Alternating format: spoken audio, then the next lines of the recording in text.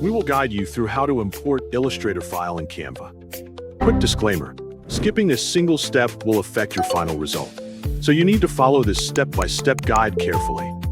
If this guide helpful, don't forget to like and subscribe. First, don't forget to comment if you still need our help or want to ask something, and we will reach you as soon as possible.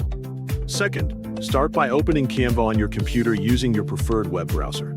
Once Canva is open, log into your Canva account using your account details. After logging in, create a new design by selecting the appropriate design type, or open an existing design where you want to use the Illustrator file. When your design is ready, look at the side menu and select the Uploads panel. The Uploads panel allows you to add files from your computer and use them inside your Canva design. Next, select the Upload Files option to begin adding your Illustrator file.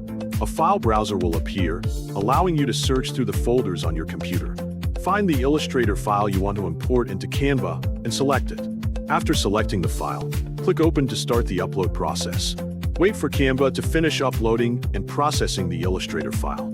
The amount of time required may depend on the file size and your internet connection. Once the upload is complete, look inside the Uploads panel and find the Illustrator file you just uploaded. Click the uploaded file to add it to your Canva design.